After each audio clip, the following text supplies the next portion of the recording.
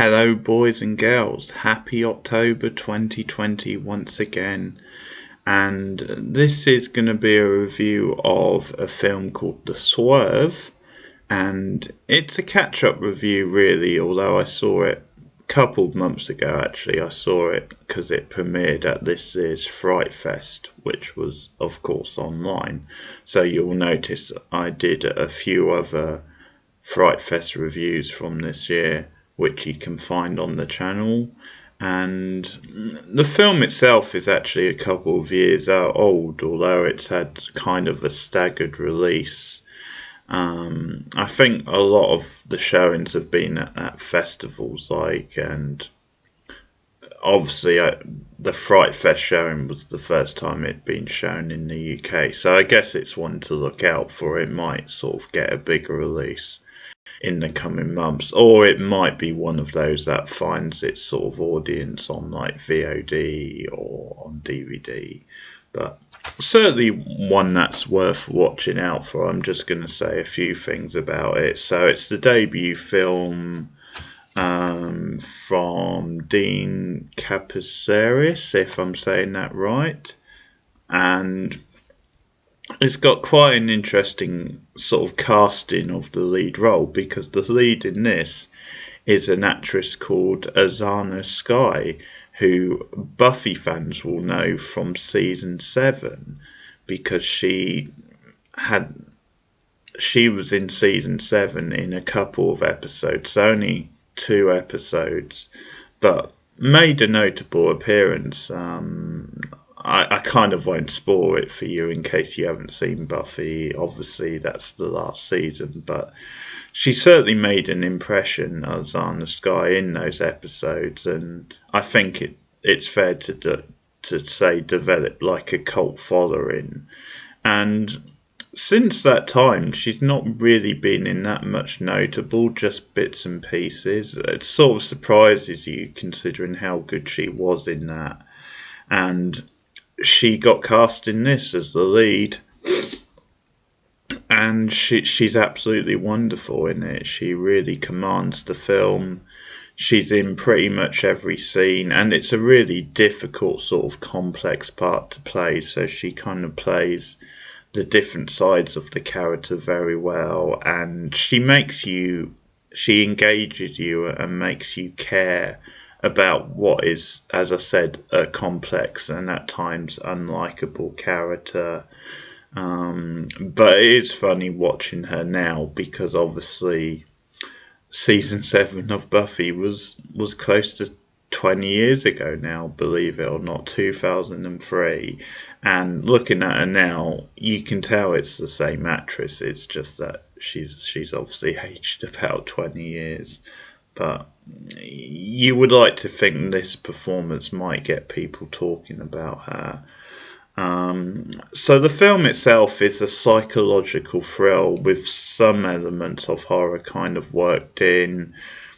Ozana Sky plays like a housewife. She's sort of in a loveless marriage, although it might be a bit harsh to necessarily blame it that much on the husband. He actually comes off quite well in the film, but the point is that the marriage is very stale and she's feeling very disconnected from her family. She's got a couple of kids, and I think that's part of what this film is going for, just like the isolation of modern life and modernity for like a housewife who's like cast in a certain role. And the film is completely psychological, because the lead character starts imagining things very on, or there's things, quite surreal things happening around the house which may or may not be in her head. So for example, there's a scene early on when she sees something under the bed, something move like it's meant to be like either a mouse or a rat, and this becomes a thing later where she sets some mouse traps and actually appears to kill it, but then the same mouse seems to appear to her once again. So it becomes this surreal like sort of mystery of Did she really set the trap? Did the mouse die? Was there a mouse in the first place? These sorts of things. And there's something quite macabre about the way that whole scene is shot. But it sets up like the feel for the film, the theme for the film. So there's certain weird things happening, which again may or may not be in her head. You're left to judge for yourself. She's a teacher. She teaches a class, and there's a certain kind of energy between her and one of her students, which she kind of has a thing with at one point. But you get the impression she's struggling to like keep control of her class, struggling to like to be the dominant sort of character. And I think again that plays to the themes of the film, and the fact that it is this struggle to be like this adult who has control of her life, both at home and in the classroom. But what it basically leads to is that she goes out one night after a particularly awkward like family gathering, like a party, where there's an altercation with her sister. And again, the stuff with the sister is very interesting, because the sister like tells this like really humiliating story from their past. And it's this story that sort of paints her in a bad light, where she's accused of something. And it's again another one of these things where it may or it may not be true or not. And it sort of plays into like the whole relationship with the sister, the fact that they've had this feud for years, and it's over like this one little story, this one little detail, where like she supposedly told of her all those years ago. So it's kind of after that awkward exchange at the dinner party, where she goes out and she drives, and she's in a car crash. There's this guy kind of just being an ass, just like flirting, and he's like sticking his ass out the window at her, and she ends up crashing, and we cut to the next morning in her house. And her husband sees her there and kind of walks in and is mad. He kind of says, well, what the hell happened? You just left without saying anything last night, and then I found you here this morning. And again, it becomes this whole thing of, did she really have the car crash? Did she imagine that? Did she go out, sort of thing? And then things spiral, and she's convinced that her husband's like having an affair. She starts seeing him with this other woman, and starts imagining things. And I mean that's as much as I can tell you without spoilers, but just a general oversight. As I said, the performance is very good. It's very commanding. I think she really makes you care about this character, even though at times the character is very difficult and awkward and hard to sort of like. But she plays the many side of it. She says so much with just simple facial expression. Like there's a whole sort of story and history on her face. It's a powerful performance.